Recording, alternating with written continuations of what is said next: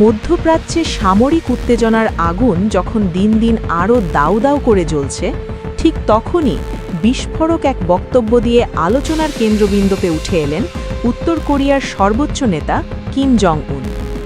Iran Israel সংঘাতের টান টান মুহূর্তে সরাসরি ইরানের পক্ষ নিয়ে তিনি ছুঁড়লেন কঠোর হুঁশিয়ারি। প্রয়োজনে তেহরানকে ক্ষেপণাস্ত্র দেবে পিয়ংইয়ং, তবে একটিমাত্র মিসাইলই নাকি পৃথিবীর মানচিত্র থেকে ইসরায়েলকে মুছে ফেলতে যথেষ্ট। গত শনিবার ইরানে ইসরায়েল যুক্তরাষ্ট্রের হামলার পর 3 দিন চুপ ছিলেন কিম। এই নীরবতা ঘিরে সামাজিক যোগাযোগ মাধ্যমে শুরু হয় নানা জল্পনা। এমনকি রসিকতা করে অনেকে প্রশ্ন তুলেন, মিসাইল ম্যান কি তবে এবার মাঠের বাইরে? কিন্তু মঙ্গলবার সকালেই সেই নীরবতা ভাঙতেই যেন বোমা ফাটালেন তিনি।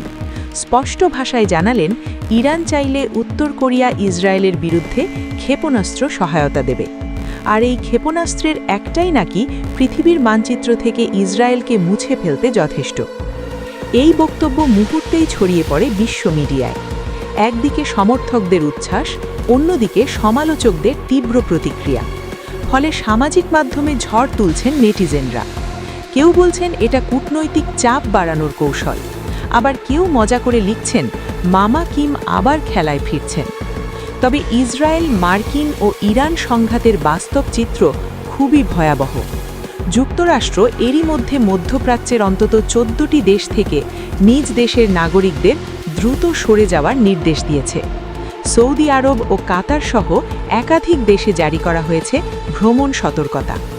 এদিকে মানবাধিকার সংস্থাগুলোর তথ্য অনুযায়ী গত 28 ফেব্রুয়ারি শুরু হওয়া হামলার পর ইরানে এখন পর্যন্ত 1000-এরও বেশি সামরিক বেসামরিক নাগরিক নিহত হয়েছেন, যাদের মধ্যে আবার উল্লেখযোগ্য সংখ্যক শিশু রয়েছে।